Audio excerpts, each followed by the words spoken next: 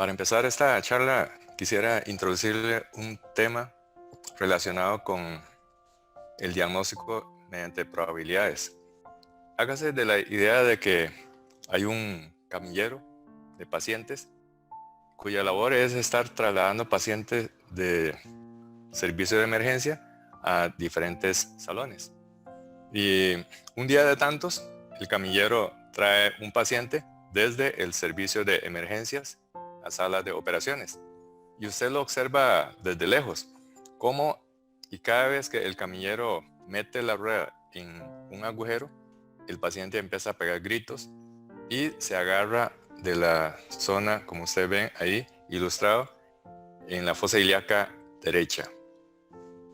Bien, usted observa esa escena y el camillero te entrega el paciente al frente de sala de operaciones y te dice: doctor, ahí le traigo el paciente de la apendicitis. Entonces usted escucha esa frase y se queda como reflexionando. ¿Por qué el camillero me dice el diagnóstico si él nunca estudió medicina? ¿Cómo hizo él para saber de que ese paciente tiene una apendicitis si ni siquiera estudió medicina, tampoco leyó el expediente?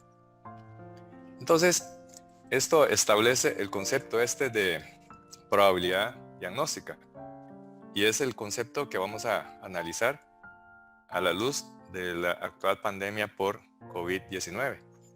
Entonces, el tema de hoy es interpretación de las pruebas diagnósticas para COVID-19. Ese es el menú de los temas que vamos a revisar del día de hoy.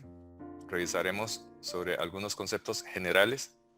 También vamos a revisar la historia natural de la infección por COVID-19 y también vamos a analizar cuáles son los métodos de diagnóstico. Muy importante, los lineamientos nacionales.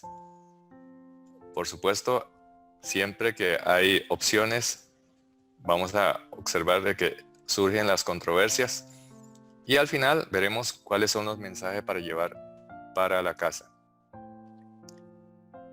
Vamos a empezar revisando un poco sobre algunos aspectos generales de esta pandemia. Siempre es bueno analizar la dimensión de este tema, de este problema, y también para ir analizando cuáles son las opciones disponibles a nivel nacional. Existe una verdadera pandemia.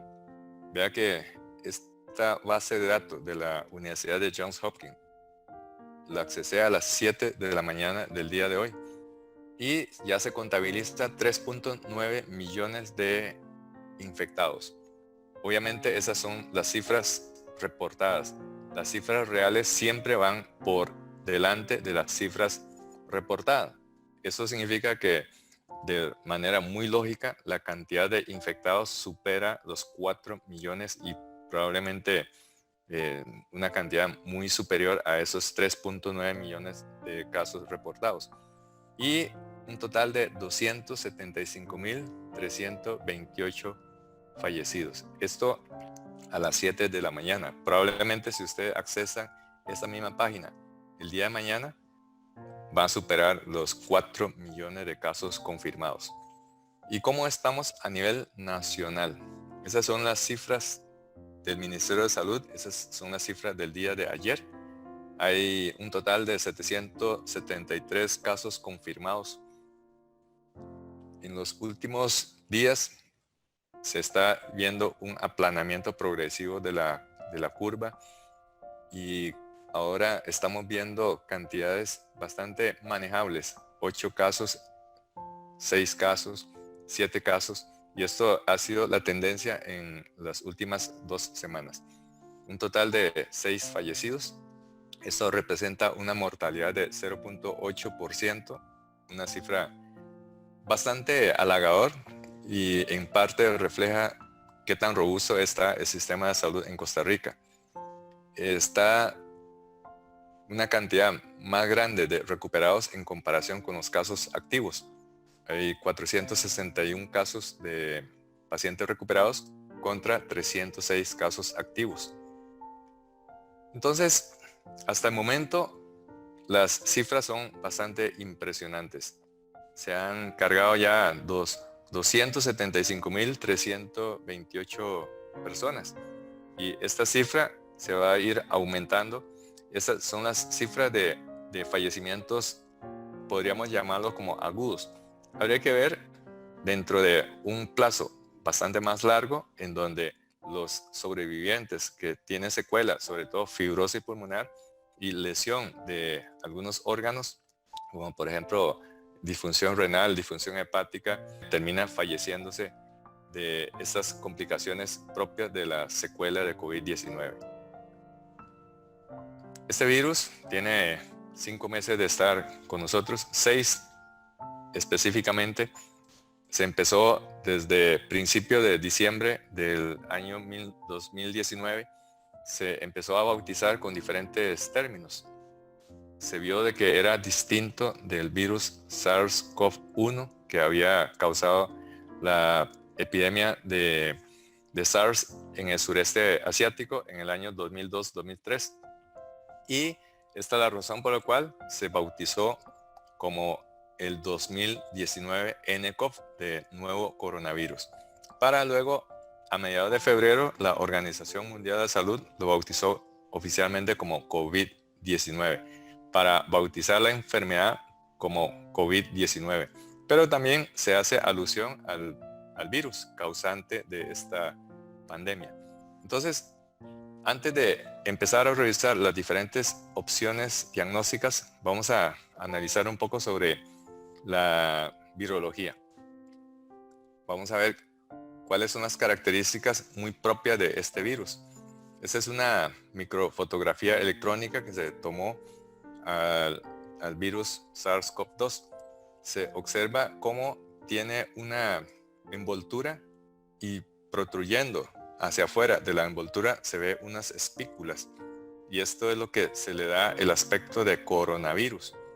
En una ilustración se puede observar cómo en su superficie protruye unas prolongaciones que se les conoce como espículas o peplómeros, y es lo que le da el aspecto característico a los coronavirus. Esta es la estructura del virus SARS-CoV-2. Se observa cómo tiene una cápsula, o sea, una cápside, una envoltura externa, y sobre esta envoltura externa tiene una serie de proteínas transmembrana. La proteína más llamativa es la glicoproteína S. Se le conoce así dado su forma de espícula o de punzón. También está una proteína E, una proteína M, el genoma de ARN y otra proteína que no está señalizada aquí, pero es una proteína de la nucleocápside, la proteína N. Este es un virus que es de tipo ARN monocatenario. Tiene una longitud en su genoma de 26 a 32 kilonucleótidos.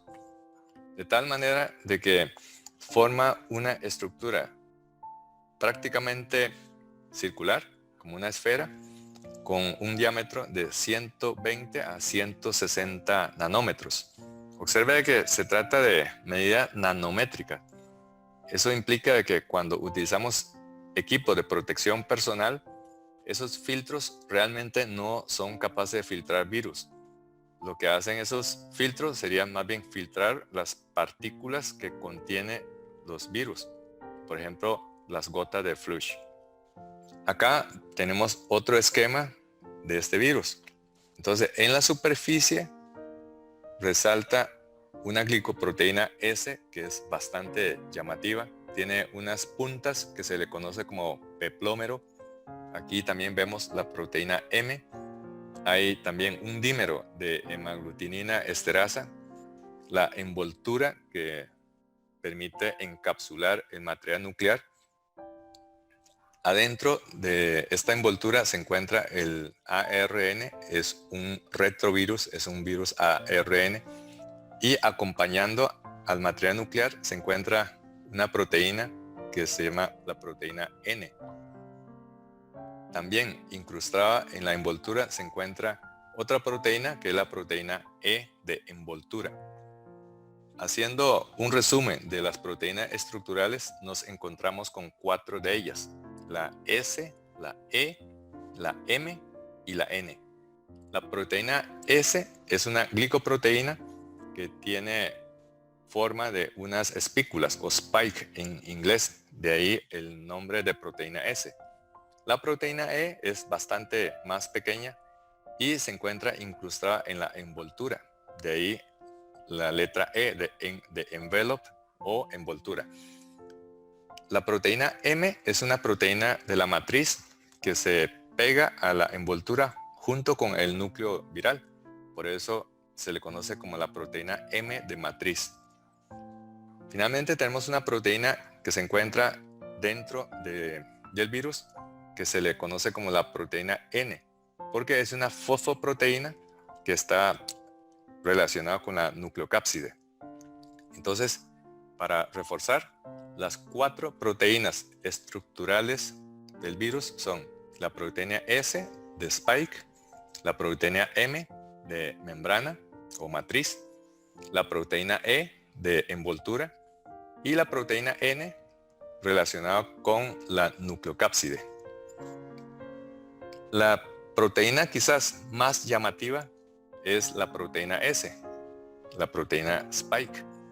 Ha sido bien estudiada, ha sido bien caracterizada y la abundancia explica la morfología característica de los coronavirus, porque estos coronavirus, al tener ese montón de glicoproteína S, le da un aspecto ante la microscopía electrónica como si tuviese una corona. De ahí el término de coronavirus. Existe alfa, beta, gamma y delta coronavirus. El SARS-CoV-2 es un beta coronavirus. ¿Y cómo es el ciclo de replicación celular del SARS-CoV-2? Es muy importante entender este ciclo de multiplicación celular para poder comprender las pruebas diagnósticas. Primero, el virus se pone en contacto con la superficie de una célula a infectar. Las células diana, aunque puede afectar muchas células, pero la principal célula diana son los neumocitos. Y en los neumocitos existe en la superficie expresado el receptor para este virus, que corresponde a la enzima convertidora de angiotensina. Se produce entonces el enganche entre el virus y la enzima convertidora de angiotensina. Este enganche es facilitado por una serina transmembrana que se le conoce como la TMPRSS2. Entonces, el complejo TMPRSS2 y la enzima convertidora de angiotensina 2 sería el mecanismo por medio del cual se produce el enganche o la adhesión del virus a la superficie.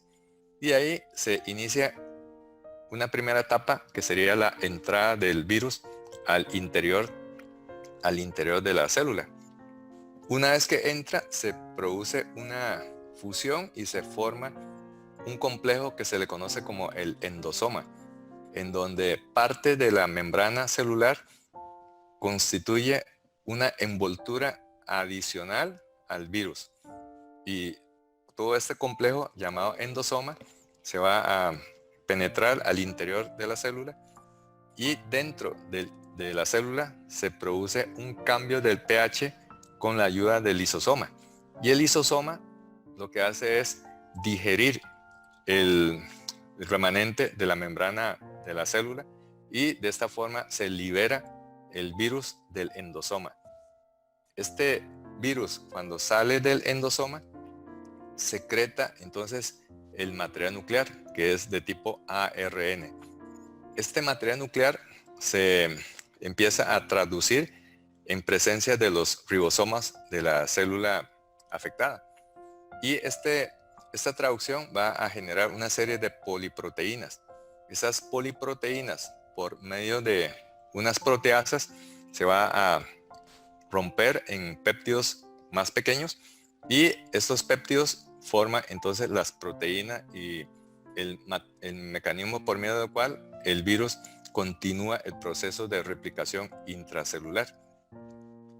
Este material nuclear luego, por medio de la transcripción a nivel citoplasmático, va a producir una gran cantidad de ARN de tipo subgenómico.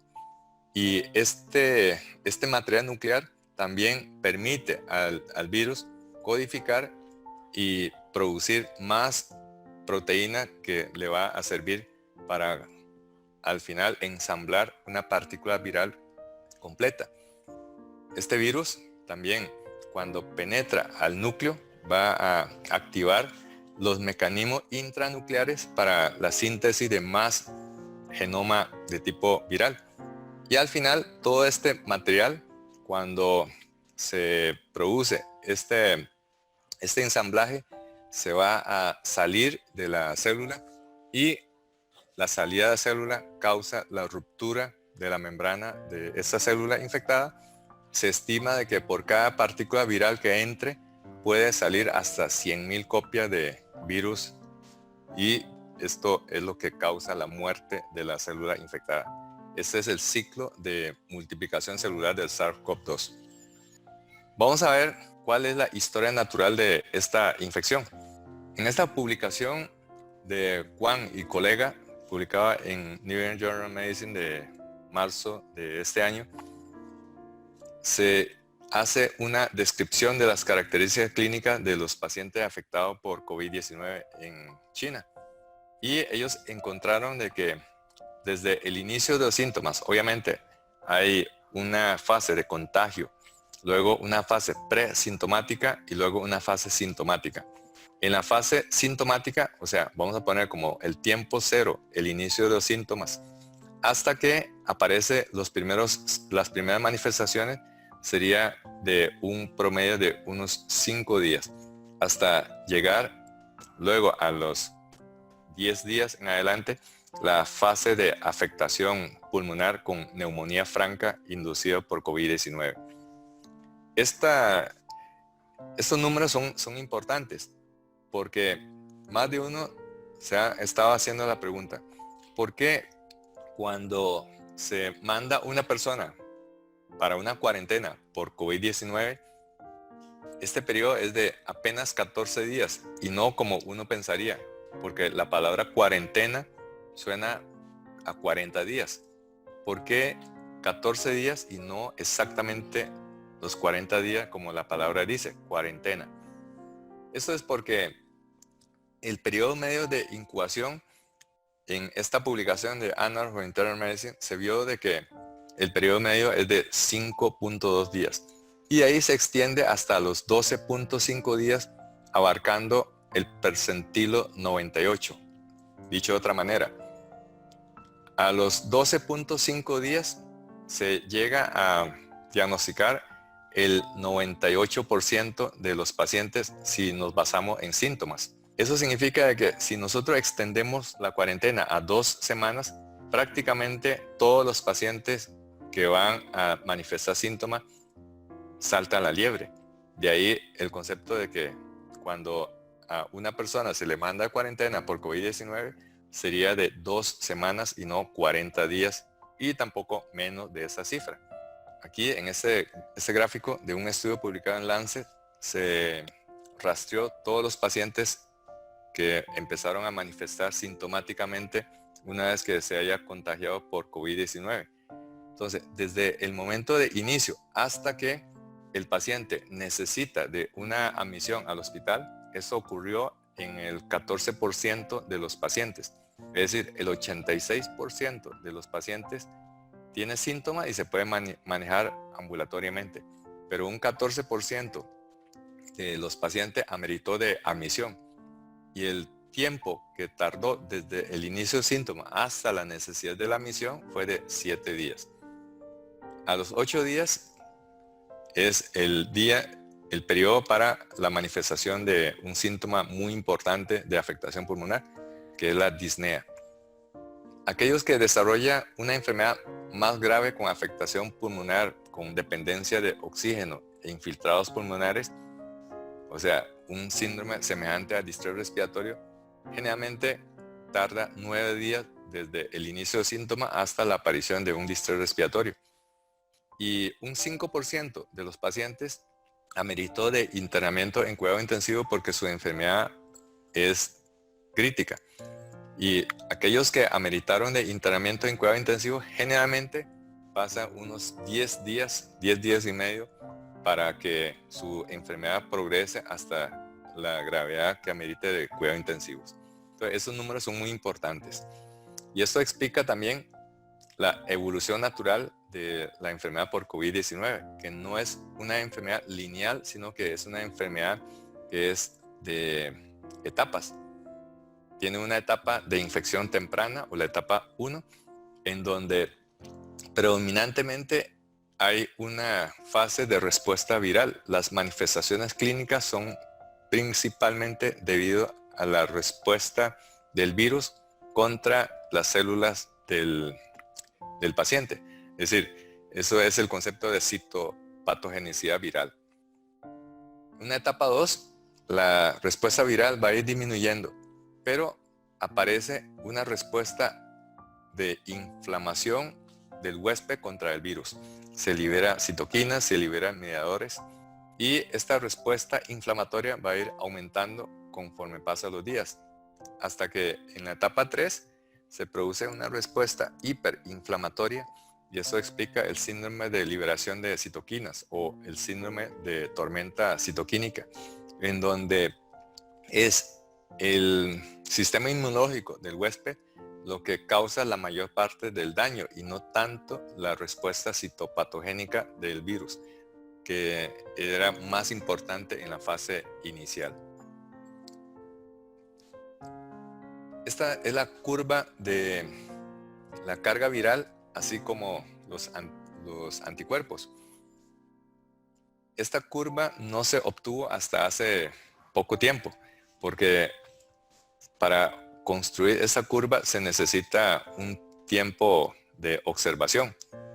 Y al puro inicio de la pandemia no se podía saber cuál era la respuesta inmunológica de la población en general. En esta publicación de JAMA del 6 de mayo se puede observar que hay dos etapas, una etapa presintomática y una etapa sintomática. En la etapa presintomática, la detección es improbable si obviamente basamos en solamente las manifestaciones clínicas. Pero después de la aparición de síntomas, nosotros podríamos utilizar estrategias para el diagnóstico basándonos en la reacción en cadena polimerasa o mediante la detección de anticuerpos.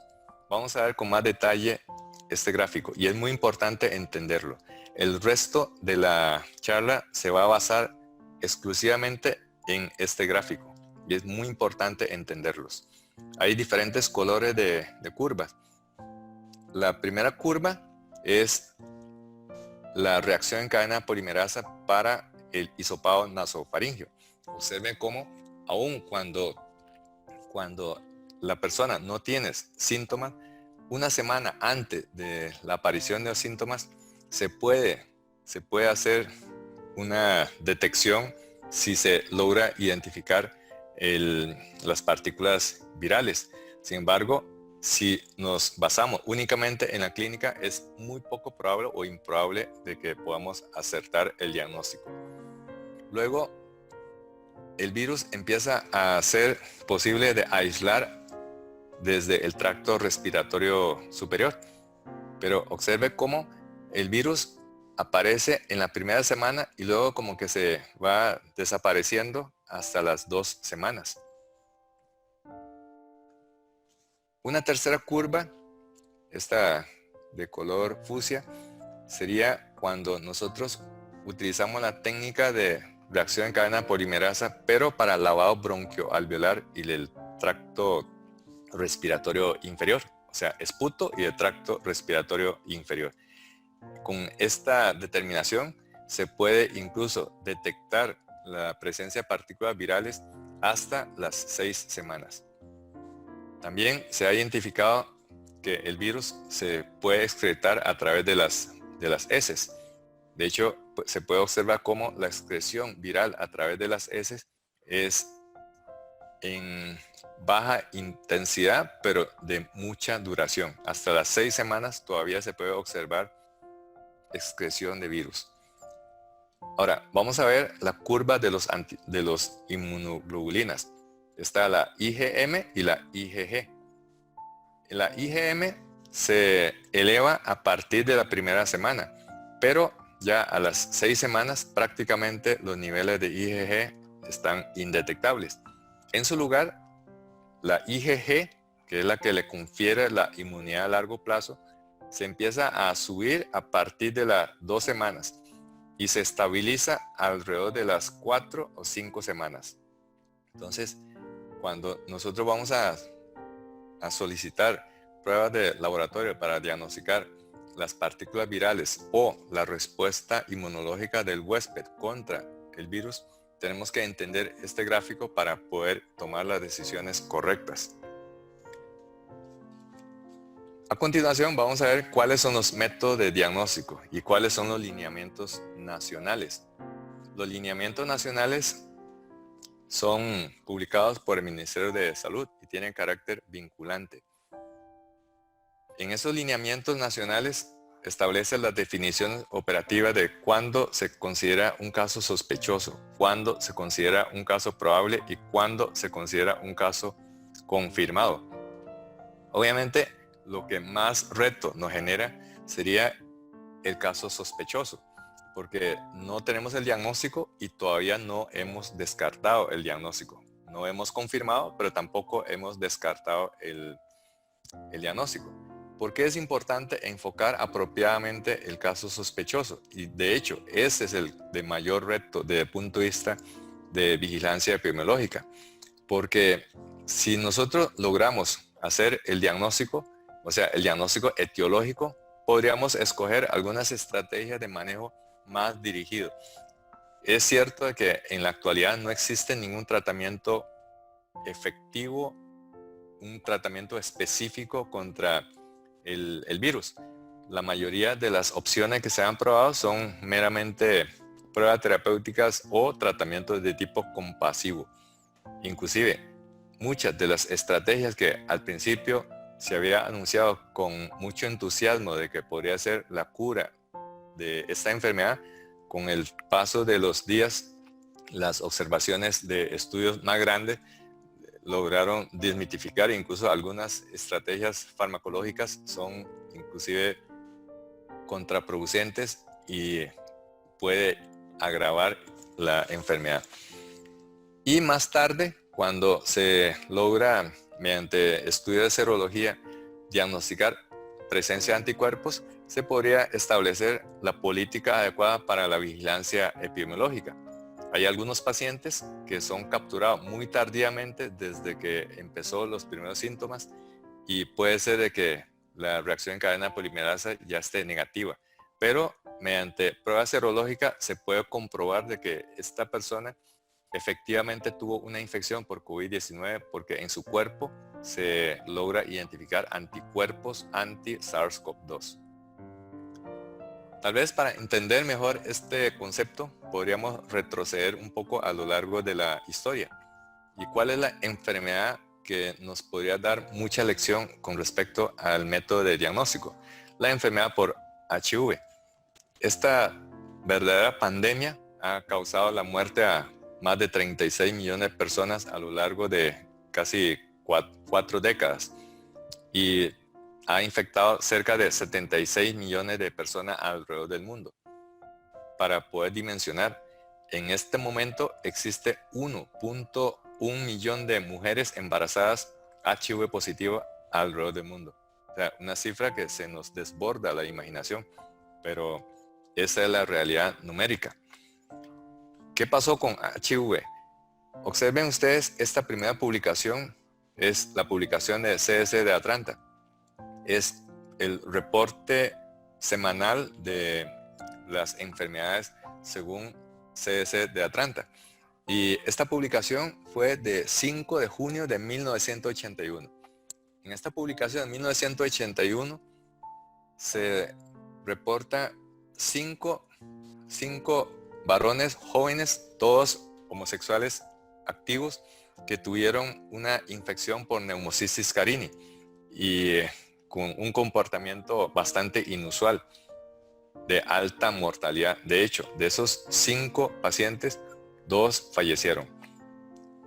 Tenía como denominador común de que eran homosexuales y que además tenía una serie de infecciones que se puede catalogar como oportunistas, por ejemplo, citomegalovirus y las infecciones por cándida. Al principio no se sabía qué era lo que estaba pasando. Y el 5 de junio de 1981 se hace el primer reporte. En 1983, el Instituto Pasteur de París se logra dilucidar la causa de esta enfermedad y se logra relacionar el retrovirus HIV con esta enfermedad. En 1985 se logra secuenciar completamente la cepa 1 de HIV. En 1985, ya con el genoma secuenciado, se logra producir la primera prueba por ELISA. En 1987 se logra secuenciar el otro serotipo de HIV, que es HIV2.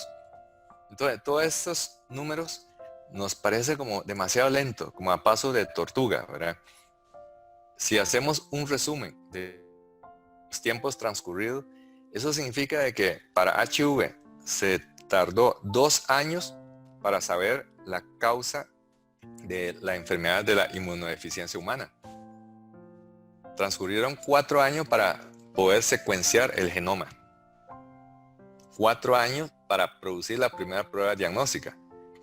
Y 6 años para secuenciar el otro serotipo de HIV, que es HIV2.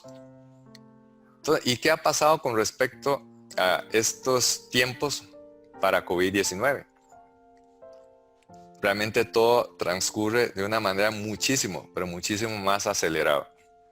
Desde que se reportaron los primeros casos a principios de diciembre del año 2019, se necesitaron 38 días para saber que la causa es un beta coronavirus y que no era un beta coronavirus tradicional, sino un nuevo beta coronavirus. 41 días para secuenciar el genoma.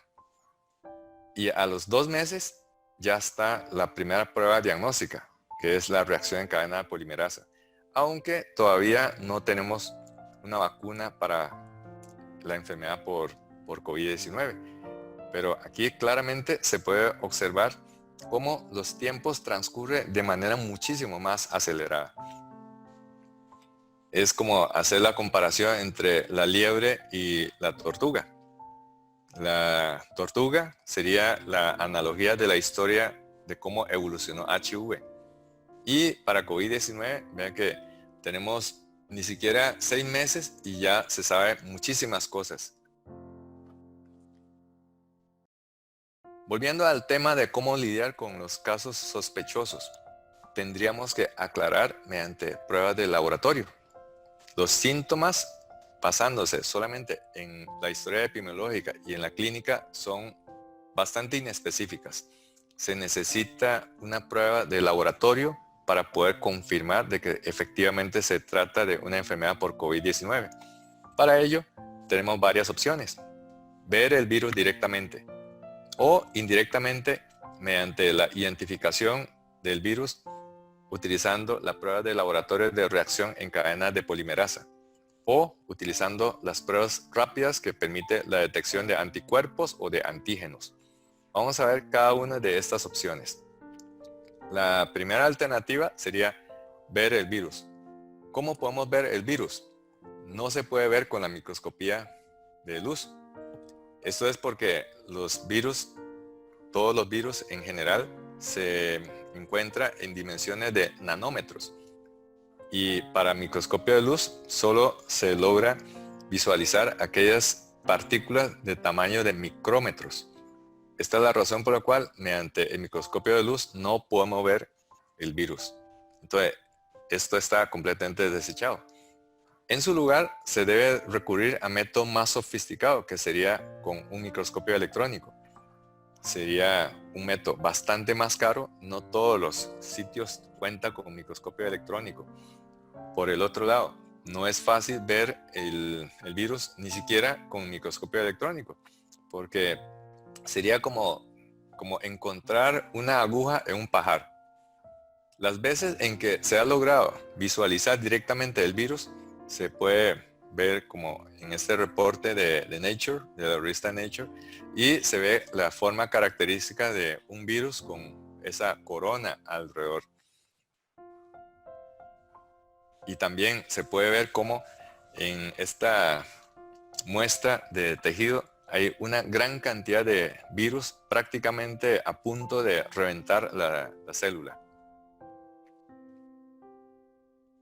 Entonces, tratar de encontrar el virus con microscopio electrónico sería como hallar una aguja en un pajar. Desde el punto de vista de vigilancia epidemiológica y desde el punto de vista de tratamiento de los pacientes infectados, es completamente inoperante, porque tiene un bajísimo rendimiento, de tal manera que solo sirve para fines de investigación científica y no es de ninguna manera práctica para el diagnóstico clínico. Entonces, ver el virus como opción para la detección está desechado desde el punto de vista práctico. En su lugar, tenemos dos maneras de visualizar el virus indirectamente, mediante la reacción en cadena de polimerasa o mediante la detección de anticuerpos o de antígenos. Vamos a empezar con la estrategia de reacción en cadena de polimerasa. Vamos a retroceder un poco en la historia. Este microbiólogo, el doctor Thomas Dale Bloch, fue quien descubrió de que en situaciones extremas podría sobrevivir ciertos microorganismos. Estos microorganismos se les conocen como bacterias extremófilas, o específicamente su observación fue en las aguas termales de los geysers. En las aguas termales la temperatura puede alcanzar 70 grados o más. Entonces son bacterias que logran sobrevivir a pesar de esas altísimas temperaturas. Se les conoce como bacterias hipertermófilas. Eso fue en la década de los 60.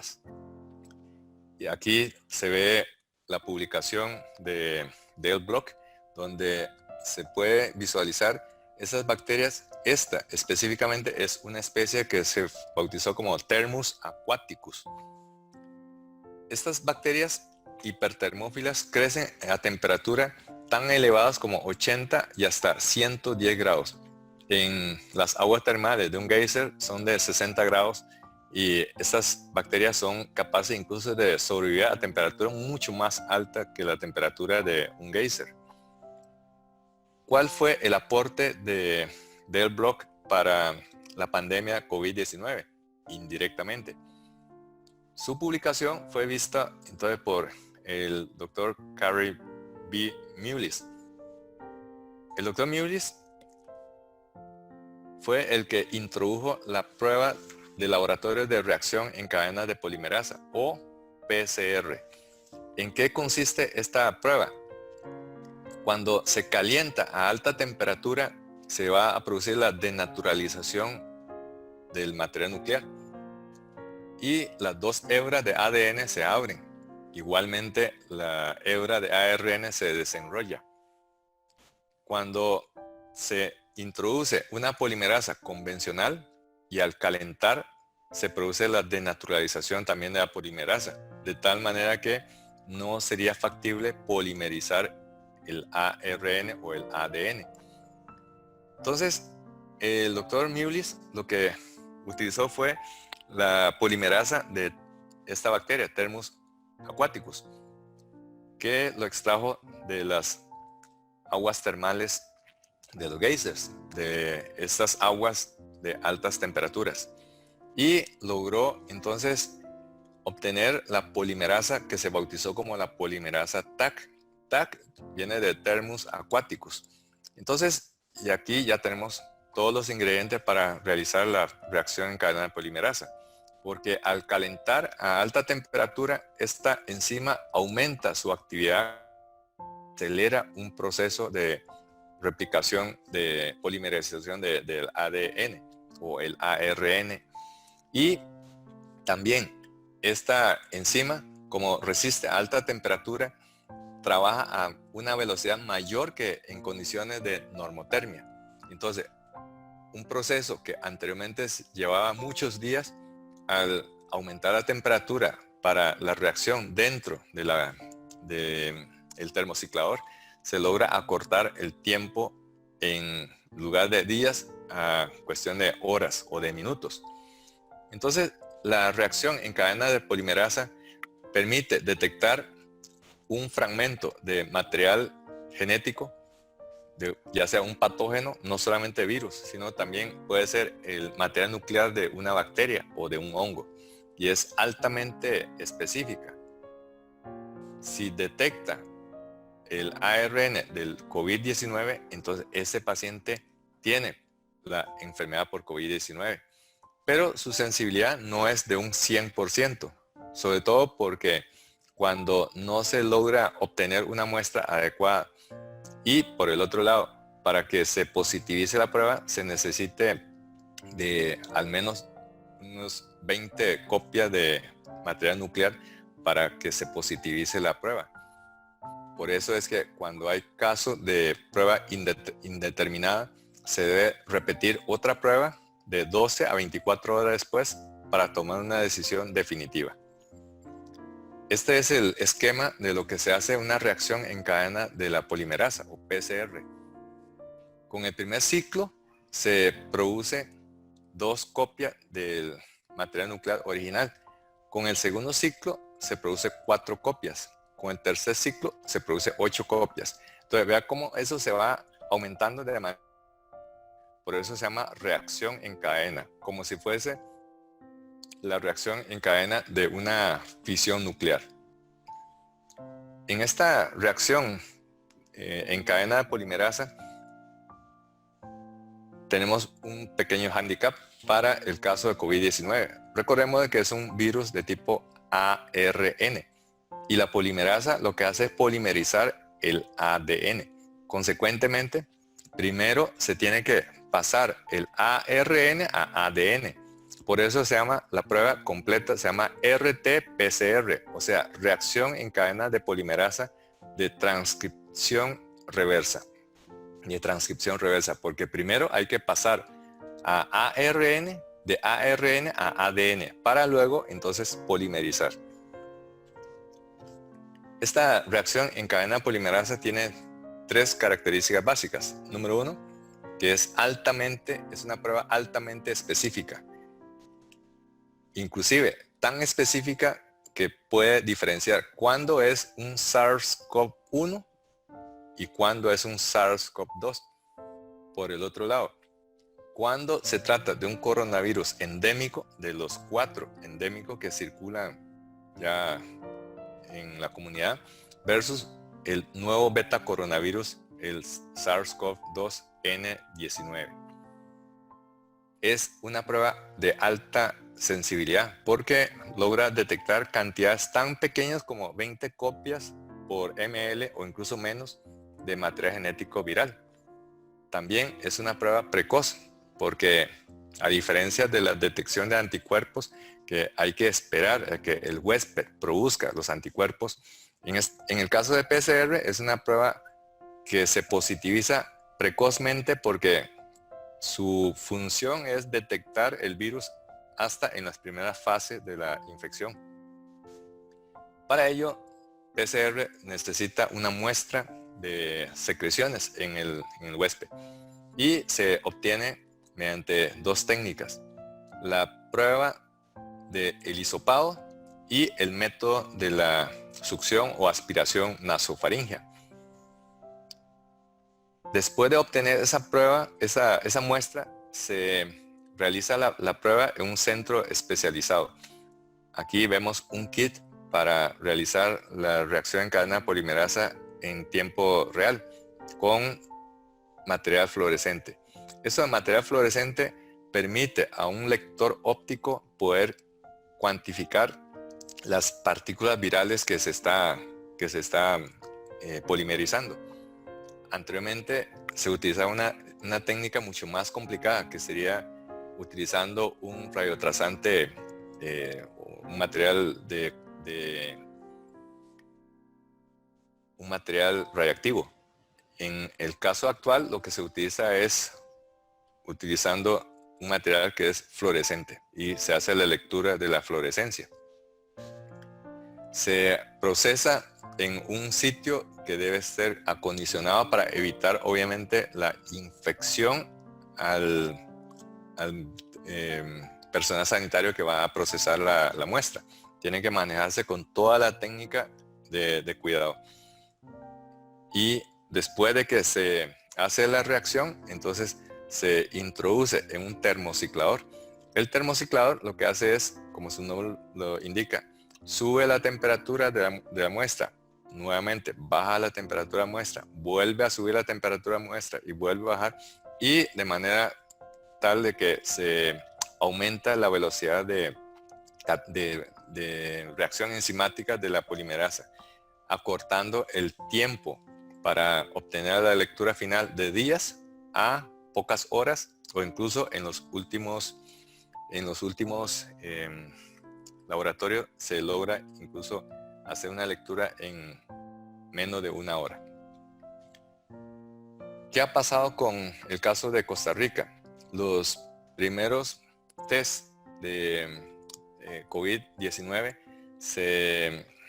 se logró introducir en Costa Rica el 26 de febrero.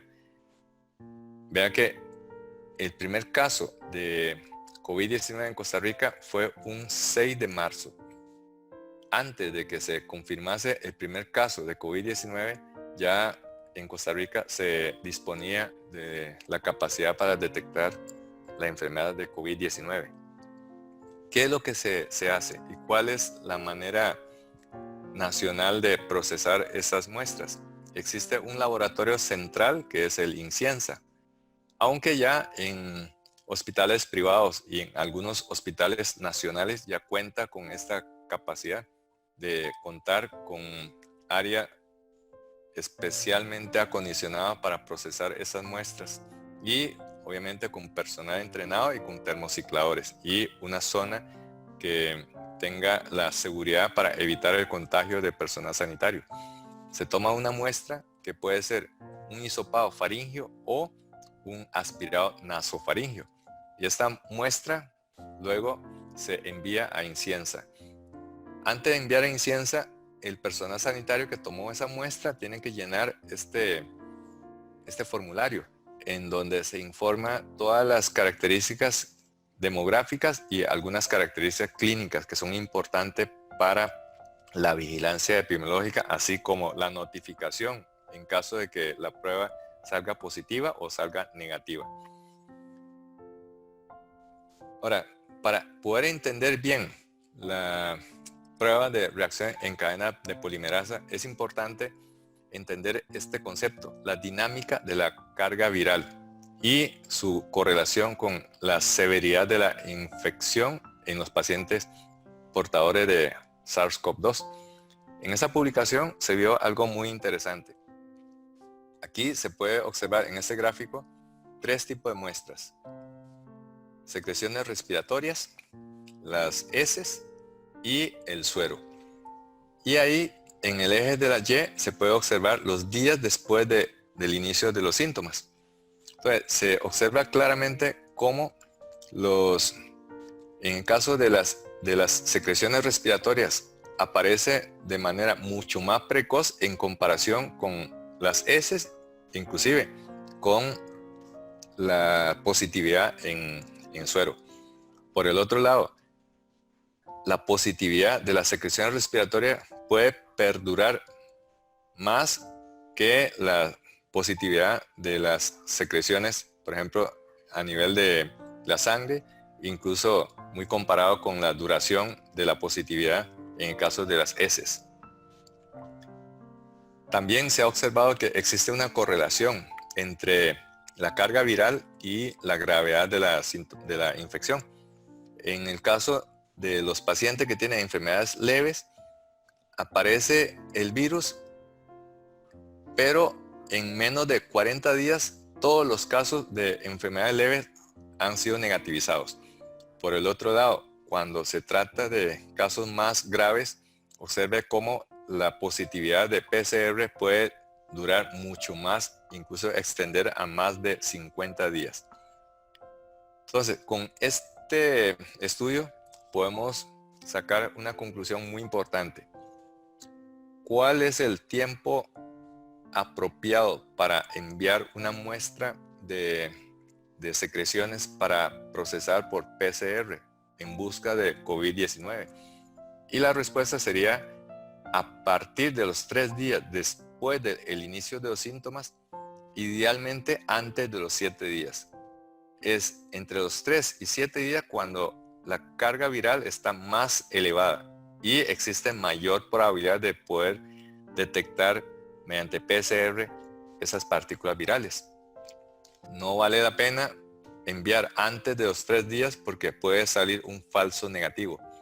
Y cuando el paciente tiene síntomas, pero consultó, por ejemplo, 14, 21 días después, a lo mejor ya está en la fase de convalecencia, la prueba de PCR incluso puede salir negativa. Pero eso no significa de que esta persona no haya tenido una infección por COVID-19. Tal vez para esquematizar mejor ese concepto. Entonces, no es útil hasta 3 días después del inicio del síntoma cuando la prueba que estamos enviando es reacción en cadena de polimerasas. Pero cuando queremos identificar la infección mediante la detección de anticuerpos, si se trata de IgM, el valor empieza a subir a partir de los 7 días. Pero si se trata de IgG, esto puede durar hasta 2 semanas para empezar a aparecer los primeros títulos de IgG. Nuevamente, con el gráfico publicado en BMJ, se puede observar que la carga viral en 3 tipos de secreciones, en secreciones respiratorias, en las heces y en el plasma, la carga viral siempre fue mayor en el caso de secreciones respiratorias. En segundo lugar, a nivel de las heces y en menor cuantía a nivel de la sangre. Eso significa que si vamos a enviar una muestra de secreción o de tejido para ser procesado por PCR, la muestra que existe más probabilidad de poder positivizar sería las muestras respiratorias y no heces y tampoco a nivel de la sangre. Sin embargo, estas dos últimas secreciones, o sea, la sangre y las heces, nos plantea una disyuntiva. ¿Cuál es la disyuntiva? ¿Existe o no el riesgo de contagio por heces o de sangre? Vea que hasta el momento lo que se ha hablado es que la infección, la transmisión o el contagio de una persona a otra persona ocurre mediante secreciones respiratorias, ya sea a través de la gota de Flush o por medio de la inoculación física cuando las manos tocan una superficie con el virus y toca posteriormente a sus ojos, a la boca o a la nariz. Siempre está latente esta pregunta. ¿Existe o no el riesgo de contagio por heces o por sangre? Hasta el momento no se ha reportado ningún caso en la literatura de que alguien haya sido positivo por contacto con heces o con sangre. Pero si hay partículas virales, es lógico pensar de que el riesgo no es de cero. Una vez que se toma la muestra, hay que tener todas las precauciones. Se trata de un material biopeligroso. Se debe transportar al sitio donde se encuentra el laboratorio con el termociclador y ahí se va a realizar el procesamiento. Es importante de que durante el transporte se mantenga la cadena de frío. Se debe mantener una temperatura ideal de unos 4 grados. Recordemos de que existe 2 zonas donde se puede tomar la muestra, ya sea por medio del aspirado nasofaringeo o por medio del hisopado faríngeo. El aspirado nasofaríngeo se utiliza principalmente en niños menores de 5 años, mientras que la mayoría de veces se logra mediante el hisopado faríngeo. También se ha planteado si los hisopos tienen que tener alguna característica en especial. Aparentemente, según lo que se reporta, los hisopos de algodón tienen menor rendimiento en comparación con los hisopos que tienen malla de poliéster, quizás por la cantidad de material que se puede recolectar. También durante la toma de muestra es importante que sea de secreciones faringias y no de la saliva, aunque también se ha detectado partículas virales en la saliva, pero ese no es el propósito. El propósito es que el muestreo sea de secreciones faringias. Aquí vemos cómo para la toma de la muestra el personal sanitario tiene que protegerse por el riesgo de que el paciente durante la manipulación de la orofaringe tenga estornudo o tenga tos. ¿Qué pasa cuando se trata de un cadáver y no se había podido obtener la muestra ante mortem? En este caso, los lineamientos del Ministerio de Salud recomienda utilizar el hisopado traqueal para obtener la muestra y posteriormente hacer un diagnóstico o un descarte post-mortem de que hubo o no una infección de por medio por COVID-19. Una vez que esta muestra ya se obtuvo, se tiene que mantener una cadena de frío y se debe mantener a 4 grados centígrados, pero no congelar. Eso se logra mediante el transporte de la muestra en un tubo de ensayo, y ese tubo de ensayo debe estar dentro de una bolsa con hielo. ¿Quiénes son las entidades que realizan las pruebas? Existe un laboratorio central para los pacientes de la Caja Costarricense de Seguro Social, que es el Instituto Inciensa. Pero también hay laboratorios privados que ya el Ministerio de Salud le han dado el aval, la certificación. En el caso de Inciensa, su capacidad para procesamiento de muestra se ha ido aumentando poco a poco y paulatinamente.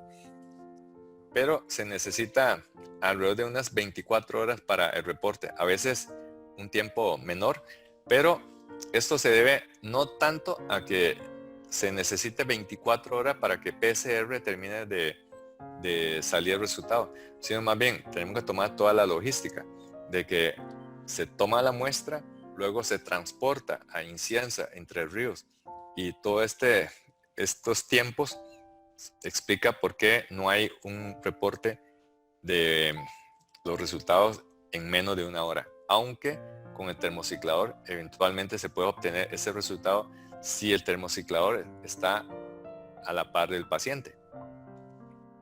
Existe de momento 8 laboratorios autorizados por el Ministerio de Salud. Ahí están todos estos: Laboratorio Echandi, la Católica, Sigma, la BIN, la Bíblica, Laboratorio Páez, Laboratorio San José y el Metropolitano.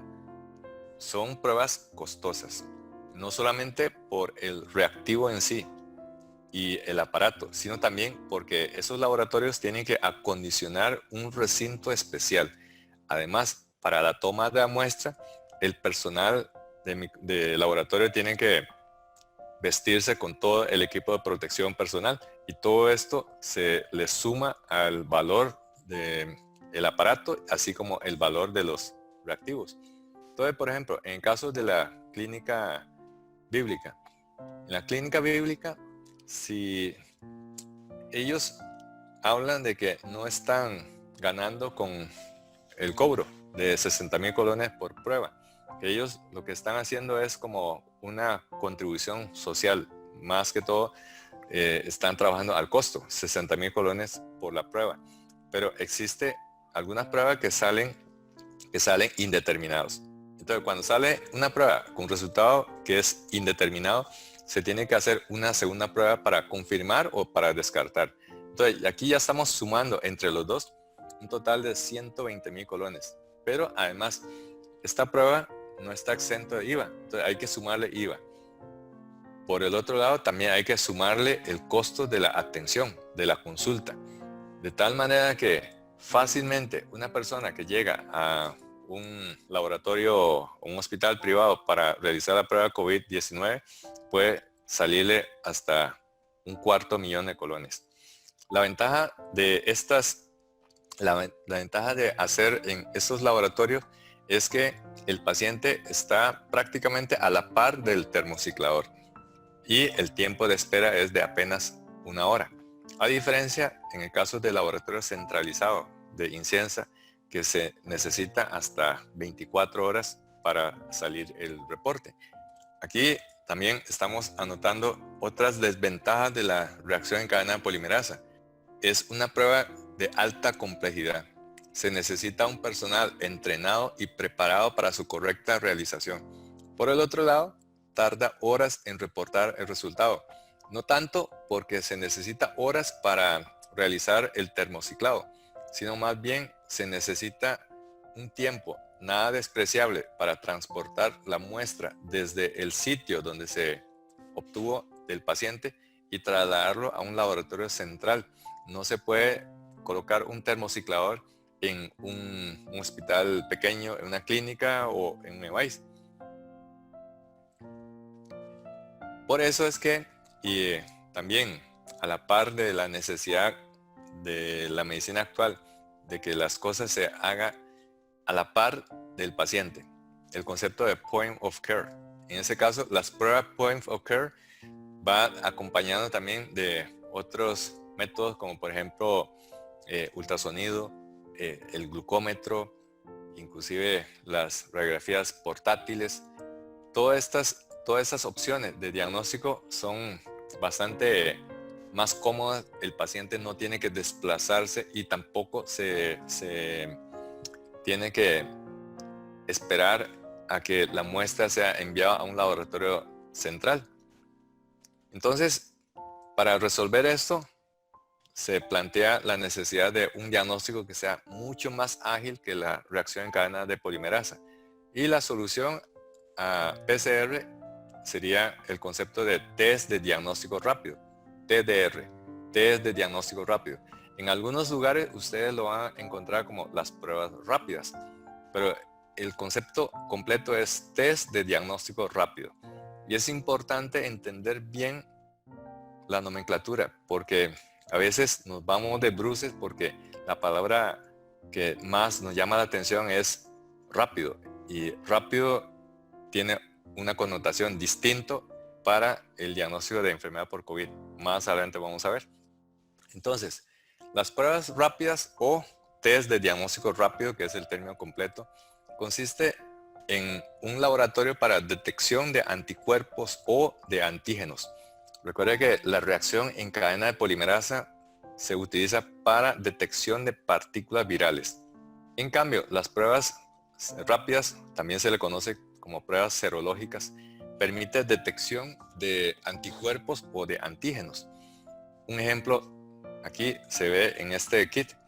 Es un kit de prueba rápida para detección de IgM o de IgG anti-COVID-19.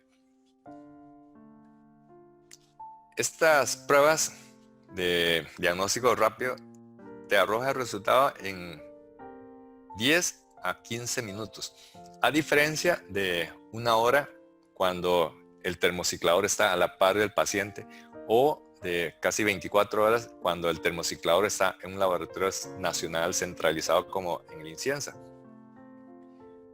Ahora, cuando escuchamos la palabra rápido, entonces se nos evoca la idea de que es lo mejor.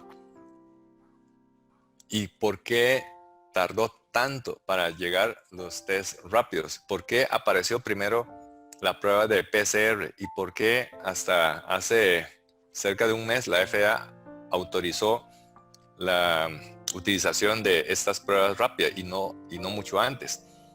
Porque la respuesta es porque no se ha podido. Para poder realizar las pruebas rápidas, primero había que recolectar información y saber cuál es el comportamiento serológico de los pacientes afectados por COVID-19. Medir los títulos de anticuerpo a lo largo de los días y semanas. Y esto lleva tiempo. Esta es la razón por la cual aparece primero la prueba de PCR y hasta hace un mes y resto las pruebas rápidas. La prueba de PCR se logra introducir apenas se pudo secuenciar el genoma del virus, pero para las pruebas rápidas se necesita un estudio más prolongado para poder detectar entonces el comportamiento de los títulos del anticuerpo. Entonces, con respecto al test de diagnóstico rápido, hasta que no se haya contactado con un número grande de pacientes infectados, no se había podido desarrollarlos, porque no existía la posibilidad de caracterizar el comportamiento de los anticuerpos a lo largo del tiempo. En cambio, la prueba de PCR es una prueba de diagnóstico directo y sí se ha podido hacer desde el primer momento en que se secuenció el virus. Secuenciaba el virus, entonces se fabrica los primers y ya con esto, adicionando los nucleótidos, se puede fácilmente realizar esa prueba para detección de partículas virales. Este gráfico que les había mostrado antes nos permite entender el concepto de test de diagnóstico rápido. Observe cómo hay un comportamiento de los títulos de IgM y de IgG a lo largo de los días. Estos anticuerpos no suben de título hasta pasado una semana desde el inicio de la infección. Primero IgM y posteriormente IgG. IgM decae a partir de la tercera semana y a las 6 semanas prácticamente ya no se puede detectar niveles de IgM. En cambio, IgG mantiene los títulos haciendo un pico entre las 3 y las 4 semanas y se mantiene a lo largo del tiempo. Existen dos métodos distintos de test de diagnóstico rápido. El primer método es a través de una muestra de sangre, o sea, detectando anticuerpos que el huésped produjo contra el virus. O también por medio de muestras respiratorias de exudado nasofaríngeo para detectar proteínas virales. ¿Cuáles son esas proteínas virales? Eran 4 proteínas estructurales. La N, la S, la M y la proteína E. De estos dos métodos, el más utilizado es la detección de anticuerpos producido por el huésped frente al virus. Y los cartuchos para procesamiento de la prueba rápida se puede ver en esta foto. Hay una letra C que es de control y una T que es la de prueba. Y un sitio donde se adiciona la muestra, en este caso una gota de sangre o de suero.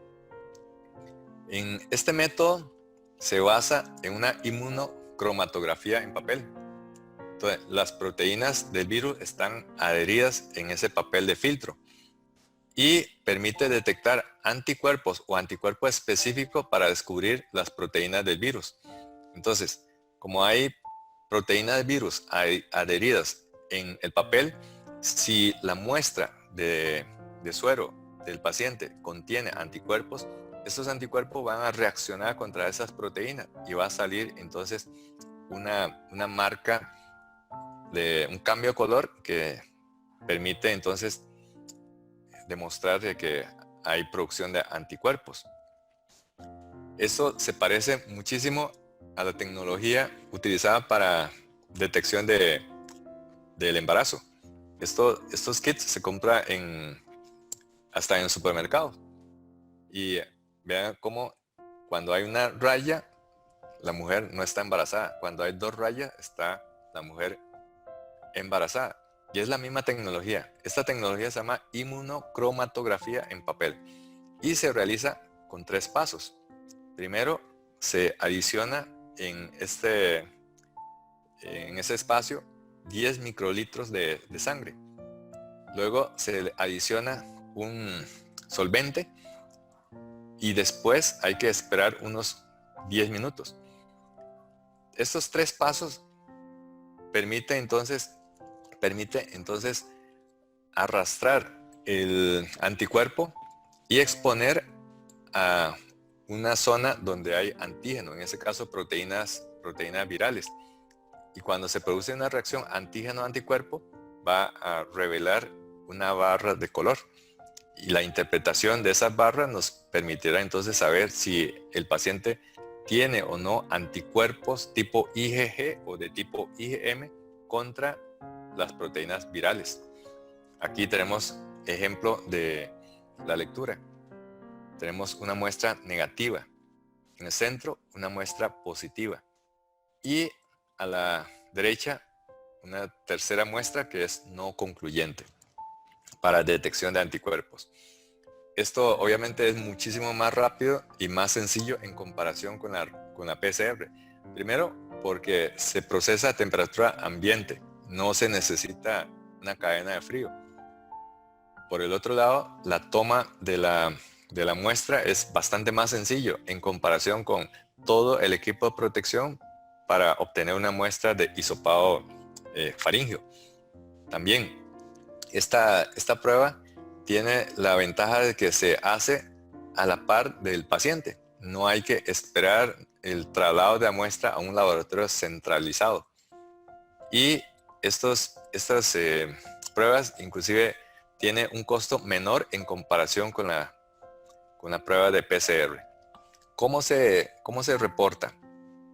Se reporta dependiendo de la cantidad de franjas que están positivas. Aquí, por ejemplo, tenemos prueba positiva y al lado derecho tenemos una prueba negativa. En la prueba positiva puede ser por IgG o IgM, o solamente IgG o solamente IgM. Obviamente, si la prueba salió positiva en la franja de IgM, significa que se trata de una infección aguda. En el caso de que las dos pruebas están positivas, significa de que se trata de una infección aguda que ha evolucionado. Y en el caso de IgG, significa que ha sido una infección que tiene al menos 2 semanas de haberse instaurado.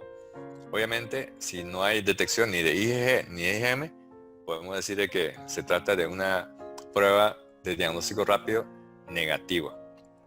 Se calcula de que la sensibilidad es de un 94.1% y una especificidad de 99.2%.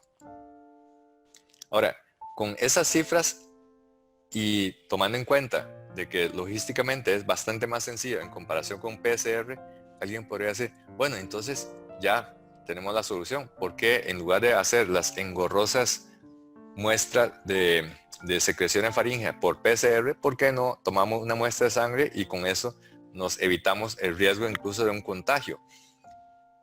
Bueno, tiene sus ventajas. La ventaja es que se puede realizar en el domicilio de un caso sospechoso sin que este paciente tenga que trasladarse a una clínica. Es bastante más económico. El resultado se obtiene en un menor tiempo, 10 a 15 minutos, en comparación con 1 hora o más en el caso de PCR. Y logísticamente es menos complejo. No se necesita un termociclador tan costoso.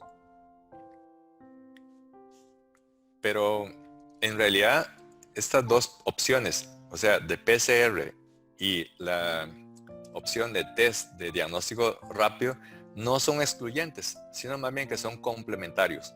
Y hay veces en que hay que hacer las dos pruebas para poder ubicar correctamente en la línea del tiempo a un paciente con sospecha o con confirmación de COVID-19. Y ese es el esquema para la interpretación. Obviamente, la interpretación se puede entender más que todo por medio de la lógica. Si un paciente, por ejemplo, en la primera línea, tiene PCR positiva, pero no tiene ninguno de los dos anticuerpos, eso significa que el paciente puede estar en un periodo de ventana. Hay partículas virales, pero todavía no hay una respuesta inmunológica. Inclusive, puede ser que las 3 pruebas salgan negativas, y esto ocurre cuando se hace la prueba en una fase demasiado precoz, por ejemplo, antes de los primeros 3 días de inicio de síntomas. Si el paciente tiene PCR positivo y tiene IgM, pero no tiene IgE, significa que está en una etapa temprana de la infección. Si PCR, IgM e IgE están los 3 positivos, eso significa que el paciente está en la fase activa de la infección. Si PCR está positiva, pero IgM ya se negativizó y continúa positivo IgG, eso significa que el paciente está en una etapa tardía o recurrente de... Si PCR ahora está negativa, pero IgM está positiva, pero IgG está negativa, eso significa que o el paciente está en una etapa temprana de infección o que PCR resultó un falso negativo. Por ejemplo, PCR se procesó en una muestra inadecuadamente tomada.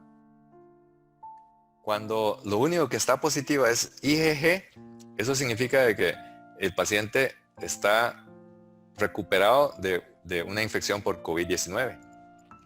Y cuando PCR está negativa, pero los dos anticuerpos están positivos, eso puede ser de que el paciente está en una etapa de recuperación o que la prueba de PCR en realidad fue un falso negativo. Entonces, observe cómo la interpretación de las dos pruebas son complementarias.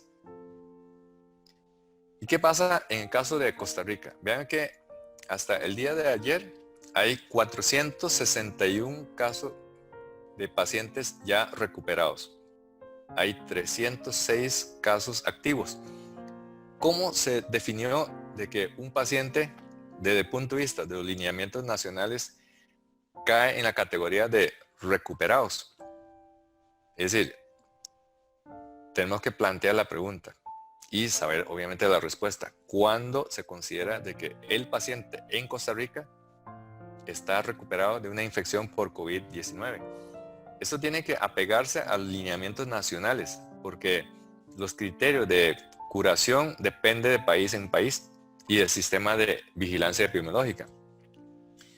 Los criterios de curación, según los lineamientos nacionales, habla de que la curación puede ser clínica o curación virológica. ¿Qué es la curación clínica? La curación clínica consiste en que una persona que tuvo la infección por COVID-19 tuvo sus síntomas, pero ahora ya empieza a sentirse mejor o incluso ya está completamente asintomático.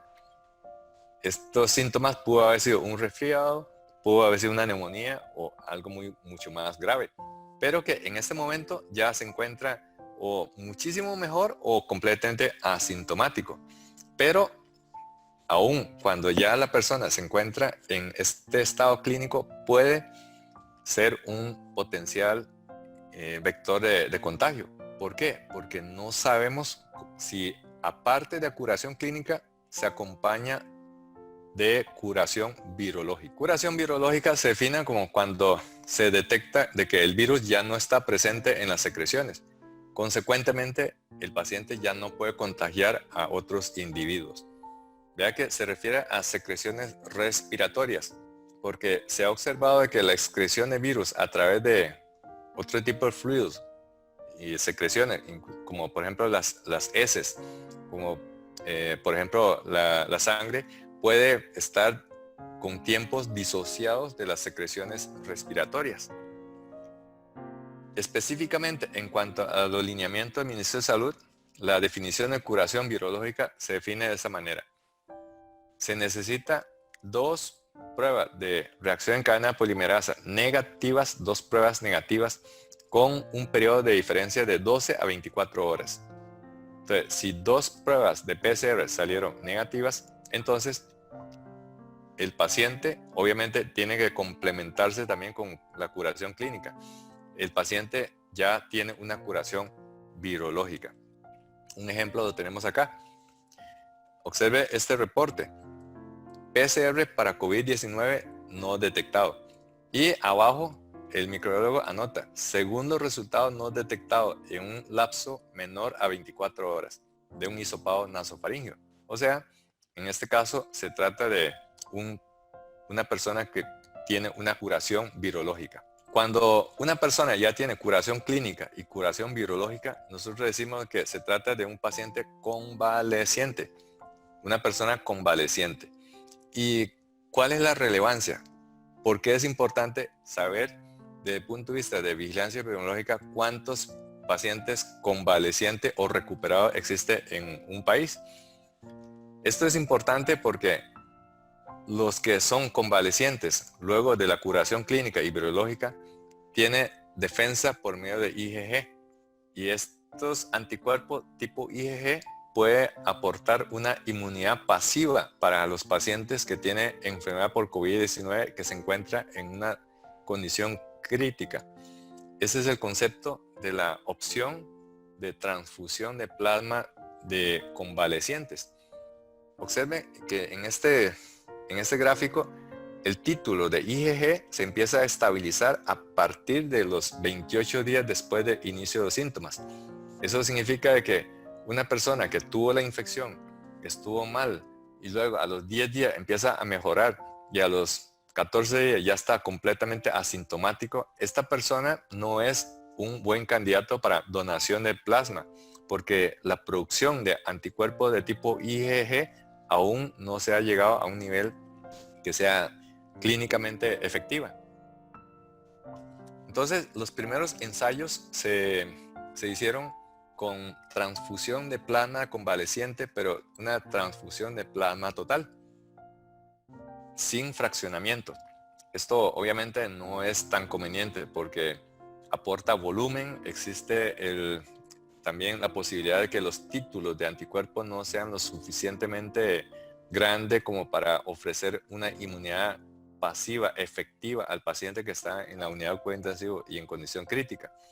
Por eso se ha refinado en los últimos meses y principalmente en las últimas semanas cómo mejorar la eficacia terapéutica de la transfusión de plasma de convalecientes, que no sea únicamente de plasma, sino el concentrado de anticuerpos, que sea como una especie de gamma globulina hiperinmune. Y mejor aún, como la iniciativa en el Instituto Clodomiro Picado, que es la producción de antiveneno, anti-COVID-19, de manera similar al suero antiofídico para los pacientes que sufren de accidente ofídico. En las primeras publicaciones de terapia de transfusión de plasma convaleciente, a pesar de que fueron estudios de reportes de casos, pero algunos casos fueron de mejoría espectacular, como en esta publicación de Chess. Los autores reportaron 4 casos de pacientes que se encontraba en cuidados intensivos, que se encontraba en ventilación mecánica, se encontraba críticos. Fueron transfundidos con plasma de convalecientes. Y la observación anecdótica, observé que solamente fueron 4 casos. Encontraron resultados muy espectaculares, como por ejemplo, el primer paciente recibió 3 transfusiones de plasma y después de la tercera transfusión se logró extubar. El paciente número 2, después de la transfusión de 200 cc de plasma convaleciente, se pudo mejorar rápidamente al día siguiente y a los 7 días ya fue egresado. El paciente 3 recibió un total de 8 sesiones de transfusión de plasma y logró ser transfundido y se recuperó con PCR negativo en 2 ocasiones, y al día número 28, después de la primera sesión de transfusión, logró ser egresado de la unidad de cuidados intensivos. Y el cuarto paciente recibió 300 cc de plasma de convaleciente y se logró incluso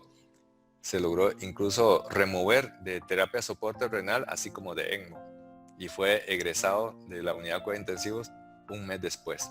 Entonces son casos muy anecdóticos, poquitos casos, y hay que acumular más muestra. ¿Qué ha pasado en Costa Rica? En el caso de Costa Rica, el Instituto Clodomiro Picado tiene una iniciativa como un centro de investigación y de producción de suero anti-COVID-19, utilizando 3 estrategias: plasma total, concentrado de inmunoglobulina anti-COVID-19 o fabricación de inmunoglobulina anti-COVID-19 mediante una producción industrial, como en el caso de el suero antiofídico que se obtiene del suero de los caballos. Finalmente, algunas controversias. Es importante entender las controversias, sobre todo porque en los últimos años hay una pugna entre los diferentes países para demostrar quién es superior, quién es inferior. Y recientemente tuvimos una controversia muy álgida del presidente de El Salvador cuando criticó el método de enfoque epidemiológico de Costa Rica, diciendo de que no están detectando casos nuevos en Costa Rica porque ha bajado una cantidad importante en la toma de muestras y que se debe de realizar pruebas masivas para, de esta manera, como en palabras de él, pan para el día de hoy, pero hambruna para el día de mañana. ¿Esas palabras son correctas o lo asesoraron mal o no tienen de ninguna manera algún fundamento desde el punto de vista científico? Entonces, hay dos controversias al respecto. ¿Qué es mejor, PCR o test de diagnóstico rápido? Y la segunda controversia, ¿vale la pena aplicar las pruebas masivas? Entonces, la primera controversia es, ¿sustituirá las pruebas rápidas a la tradicional PCR? Y por supuesto que la respuesta a esta, si los test de diagnóstico rápido sustituirá a la prueba de reacción en cadena polimerasa, la respuesta es no. Son dos pruebas que no se compiten entre sí. Más bien son pruebas complementarias. Depende del tiempo, depende del momento de la evolución clínica. Al puro principio, las pruebas serológicas no van a salir positivas. Se necesita de PCR. Pero cuando se avanza a lo largo del tiempo, se negativiza PCR y tenemos que aliarnos más bien de las pruebas serológicas. Y ustedes han escuchado, ¿verdad?, de que existen países que son modelos porque realizan pruebas masivas. En el caso, por ejemplo, de Seúl, y que esta estrategia sirvió para que Seúl rápidamente aplanara la curva. Esto hay que verlo con lupa, ¿verdad? Porque no se puede hacer las cosas a lo loco. Cuando se habla de pruebas masivas, no significa que hay que testear todos al mismo tiempo. Esto obviamente implica derroche de recursos, por un lado. Va a aparecer un montón de falsos negativos y probablemente en alguna que otra contaminación va a salir un falso positivo. Recuerde que conforme aumentamos el denominador, cualquier cosa que sea de bajo riesgo, en algún momento va a saltar la liebre y va a aparecer un falso positivo o un falso negativo en el denominador. Y de esta manera podríamos estar trastornando los mecanismos de vigilancia inmunológica. Entonces, el concepto de prueba masiva no es hacer todo al mismo tiempo a todos. No hay ningún sistema de salud que tenga esa solvencia económica y logística para hacer eso. Y tampoco vale la pena. Más bien lo que hay que hacer se está haciendo aquí en el caso de Costa Rica, que es, en lugar de hacer prueba a lo loco a todo el mundo, lo que más bien se está haciendo es identificar los clústeres, los que tiene la zona donde aparece un caso y hacer un rastreo exhaustivo para buscar una posible cadena de contagio. Recientemente, como en el caso de un paciente del hogar de ancianos Carlos Mario Ulloa, como salió positivo ahí, entonces se hizo un tamizaje a todos los que estaban dentro del hogar de ancianos Carlos Mario Ulloa, incluyendo al personal de servicio. Entonces, las pruebas masivas no se justifican, son meramente estrategias de tipo política. Y más que hacer una prueba alocada, masiva, lo que hay que hacer es hacer como se ve en esta diapositiva que les puse al puro principio. El camillero iba empujando el paciente a sala de operaciones y en el piso tenía un montón de huecos. Por cada hueco que pasaba la rueda, pegaba un brinco de la camilla y el paciente pegaba grito y se agarraba a la fosa ilíaca derecha. Y el paciente siguió así experimentando toda esa molestia hasta que está al puro frente de sala de operaciones y usted recibe el paciente. Y el camillero te dice, doctor, ahí le traigo al paciente de la apendicitis. Y usted se queda rascando la cabeza. ¿Cómo supo de que se trata de una apendicitis? Si no estudió medicina y si tampoco leyó el expediente. Esto es como muy enigmático, ¿no? Pero eso lo vemos en el día a día. ¿Por qué este camillero acertaba si nunca estudió medicina? Muy sencillo, ¿verdad? Porque hay un concepto que se llama la probabilidad preprueba. Un paciente con apendicitis, hay una alta probabilidad de que la ruta de traslado sea de sala de emergencia a sala de operaciones. Entonces, este camillero está tan acostumbrado de que si va a trasladar a alguien de sala de emergencia a sala de operaciones y cada vez que pasa por un hueco se agarra de la fosa ilíaca derecha y dice, no, esta es una apendicitis. Aunque él no sabe lo que es un signo Van Buren, porque la probabilidad preprueba de que un paciente con apendicitis vaya a quirófano es muy alta. Ahora, ¿cómo hacemos para realmente sacudir al camillero de que no fue simplemente por una cuestión de costumbre?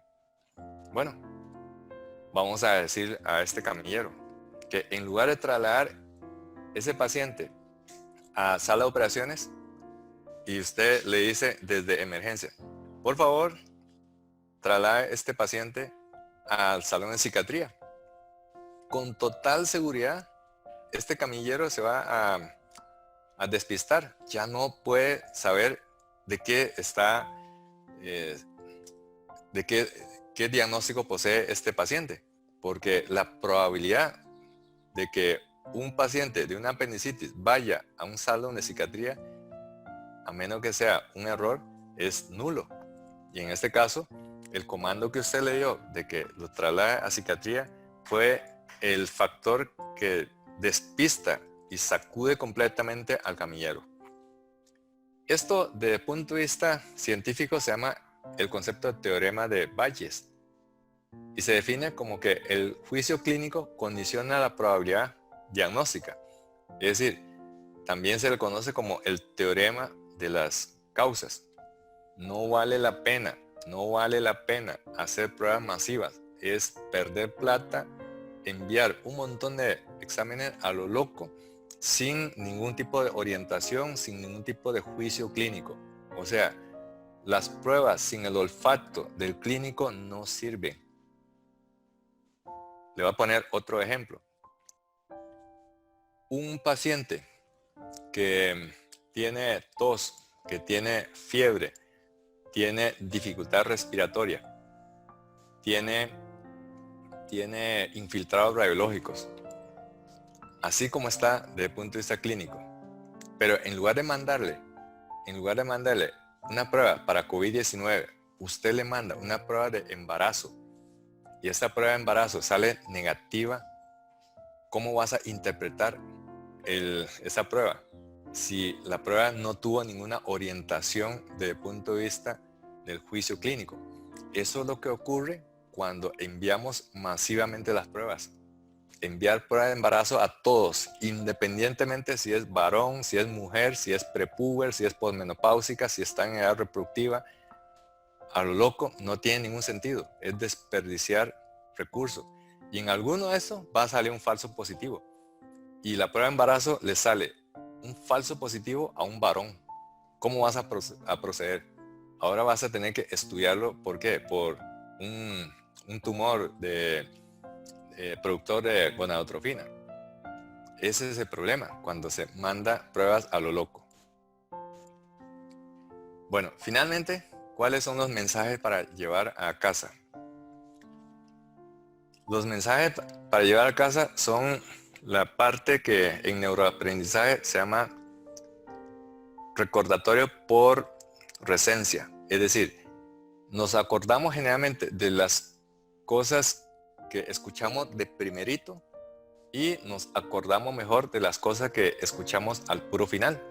Entonces, las cosas que son al puro final son los mensajes para llevar a casa. Es decir, son las ideas de un llamado a la acción. Eso es lo que se debe de realizar. Entonces, idea para llamar a la acción. Primero, para diagnosticar una infección por COVID-19, tenemos que aliarnos a la clínica. Muy importante, específicamente en el caso de COVID-19, búsqueda de nexos epidemiológicos.